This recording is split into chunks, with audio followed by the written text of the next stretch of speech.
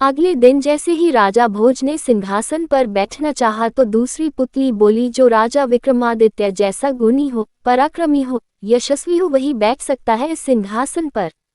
राजा ने पूछा, विक्रमादित्य में क्या गुण थे? पुतली चित्रलेखा ने कहा, सुनो।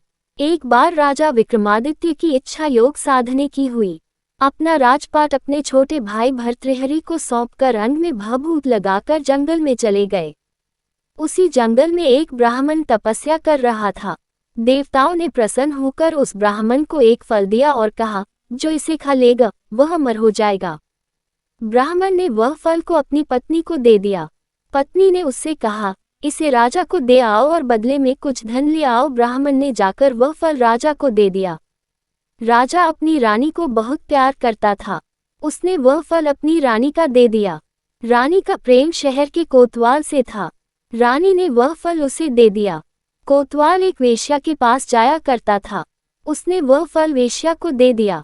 वेश्या ने सोचा कि मैं अमर हो जाऊंगी तो भी पाप कर्म करती रहूंगी, अच्छा होगा कि यह फल राजा को दे दूं। वह जिएगे तो लाखों का भला करेंगे। ये सोचकर उसने दरबार में जाकर वह फल राजा को दे दिया। फल को देखकर राजा चकित रह गए। उन्हें सारा भेद मालूम हुआ तो बड़ा दुख हुआ।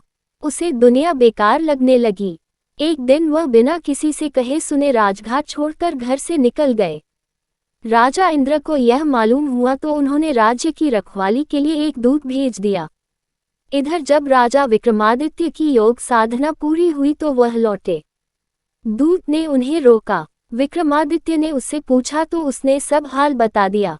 विक्रमादित्य ने अपना नाम बताया, फिर भी दूत ने उन्हें न जाने दिया।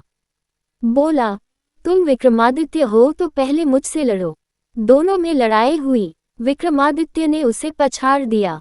दूत बोला, मुझे छोड़ दो, मैं किसी दिन आपके काम आऊंगा। इतना कहकर पुतली बोली, राजन, क्या आप में इतना पराक्रम है कि इंद्र के दूत को हराकर अपना गुलाम बना सको?